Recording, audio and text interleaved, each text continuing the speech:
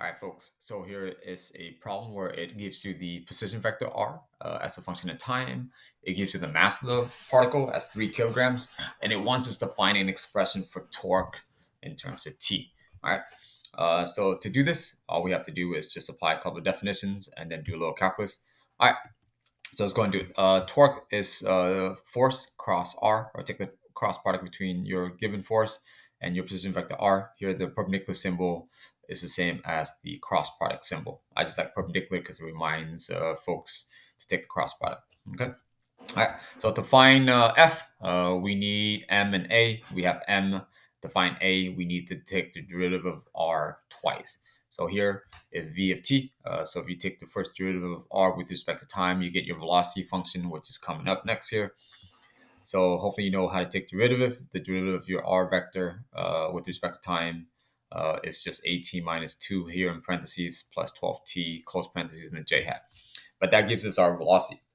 But we need acceleration because force is mass times acceleration. So if we take the derivative of v, that'll give us a. So therefore, the derivative of v will give us a. So take the derivative properly again, and your a should be 8i minus 0 plus 12j. But I kept it here so that just to show you, you need to distribute the negative sign to the 12. So therefore, if you clean that up a little bit, that should give us an 8i hat minus 12j. Okay, because that negative sign goes to the 0, and it also goes to the 12, which makes that 12 a negative value. Now that we have a, we can find f quickly and easily. All right, f is just m times a. We know that m is 3. We can carry our answer in the previous step down for a and the 8i minus 12j hat. And then from here, we can just distribute 3 to the 8, which is 24. We can distribute the 3 to the negative 12, which is negative 36. Now that we have f and we're given r, we can just take the cross product to find our torque. Okay, so this is the generic equation for cross product. So if you don't know this particular line, pause the video and watch how to take the cross product of two vectors. All right, but here what I noticed that this problem does not involve k. R is in the I hat and j hat, and then I just found f, and f is also in the I hat and j hat. So there's no k hat. So anything with a k hat, I can go ahead and put a line through it because it doesn't relate to this particular problem. Okay, so you notice here I'm crossing everything out that has a k hat. So therefore, the only thing I really need to carry down is this last term here in the parentheses. So here I need Ri, I need Fj, and then I need Rj and Fi, which I already have from the given statement and what I just derived with F. So Ri, we can pull from the given statement. The position vector is given as 4t squared in the I. So for Ri, we will just plug in 4t squared. And then Fj, we just calculated in the previous process for force. And here I'm circling on my screen. That is a negative 36j. Don't forget the negative sign in front of the 36. You need to include the negative sign. Okay, so that's where the negative 36 come from. And then here we have to take a difference. So that negative sign gets carried down. That's part of the operation. But I do want to point out this next set of values in the parentheses here. So watch the screen. At the very top, that negative sign for r, or in the position vector, that negative sign there needs to get distributed to the 2t. So that'll make the 2t into a negative 2t. And that's where that is a negative 2t. And that negative sign at the very top also needs to get distributed to the 6t square, which makes it a negative 6t square. And that's why that is a negative 6t square in this line on the screen. Okay. And then from here, we can just pull 24 from our previous work for f of t and the I hat. So everything is in the right place. And then we can just clean up a little bit from here. Let's go ahead and clean up our signs. Negative times a negative is a positive, and that negative sign gets distributed to the negative 6t square as well. So that turns it into a positive 6t square. And then from here, I can just distribute the 24 to the 2t, and I can also distribute the 24 to the 6t square, which will give me this particular value. So here we have negative 144t squared from the first set of product, and then here, the 48 comes from, again, distributing the 24 with the 2t. That gives us 48t, and then 24 times 6 is 144, and that is a t squared. So we just carry that down, and this is in the k hat. And then hopefully by now you notice that here we have a negative 144t square, but here we have a 144t square. So a negative and a positive, the same term, will cancel out. So our final answer is simply 48t in the k hat. So that's that for the first strategy. Okay. All right. So the second strategy requires us to know a little bit of prior knowledge. So here on my screen, I said recall linear momentum. Define impulse. You simply take the net force times the time of contact or the time interval that the force is being applied onto the object. From here, we can rearrange stuff, manipulate stuff a little bit. We can go ahead and divide both sides by delta t. Uh, Therefore, change in linear momentum over change in time can be rewritten as dp over dt. The delta symbol there just means derivative in calculus notation. Okay.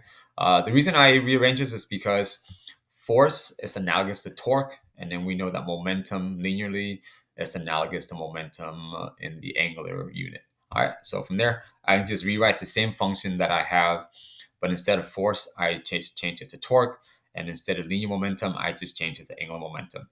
So we know that if we take the derivative of angular momentum with respect to time, then we know torque. So here, we're not directly given capital L, which is angular momentum.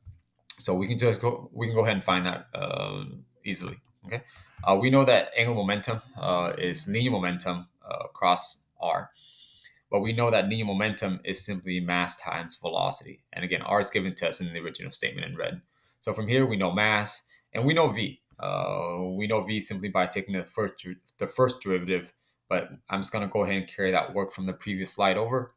So here on the screen, I have mass as 3. My velocity from the previous work in the previous slide, I just carried over here. And then r is given in the red statement at the very top of the screen. And I just carry everything down there. Okay. So not too bad so far.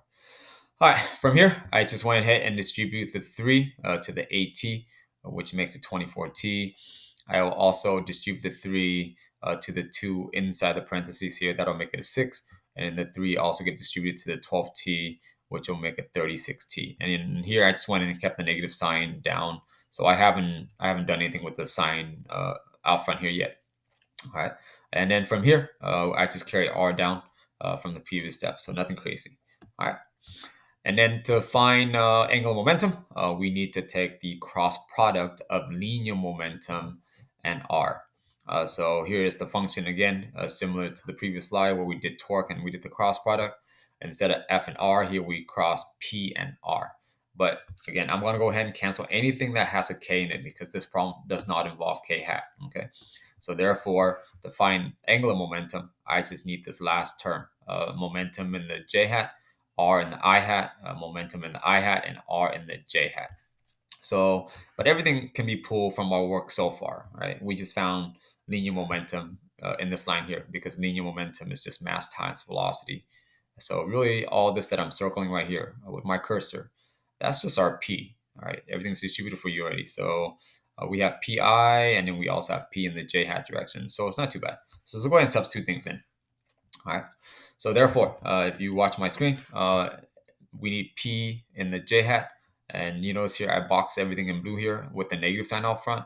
So that negative sign gets distributed to the 6. That makes it a negative 6. That negative sign gets distributed to the positive 36t, which makes it a negative 36t. And then the 4t square, again, comes from the function itself for r.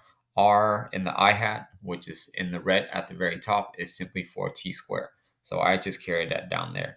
And here, the negative sign for the function itself just gets carried down. And then the next thing I need to pull is P in the I hat.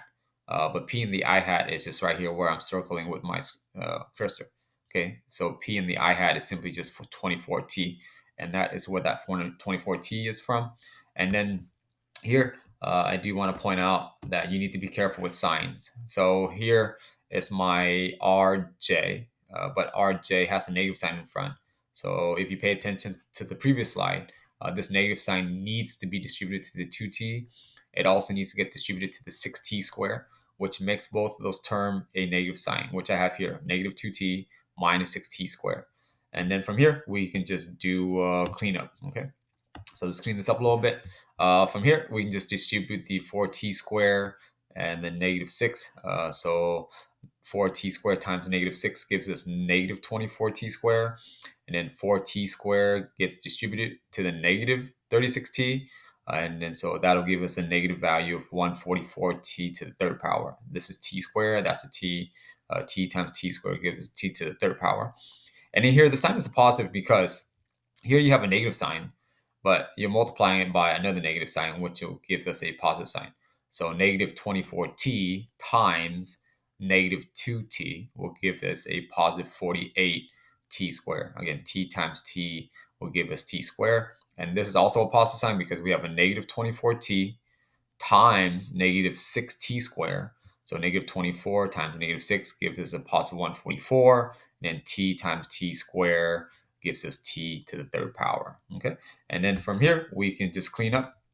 We have a positive and a negative of the same term, like similar in the last step. We have a negative 144t to the third power here, and we have a positive 144t to the third power. So that stuff will cancel out. And then here we have a negative 24t squared, and then here we have a 48t squared. Both are like terms because they both involve a t square. Negative 24t squared plus 24t squared simply reduces down to 24t squared. And I kept the direction k hat down here. All right, so now that we have L, it's light work. We can just take the derivative of L with respect to time because it said so in our function. Okay, so to find torque, we would just take the derivative of angular momentum, which we just found to be 24t to the second power, which is here with respect to time. And so the derivative of 24t to the second power is simply 48t. So you notice here the value is the same, or the expression is the same, regardless of which strategy you apply. All right, other than that, stay nerdy, don't be wired.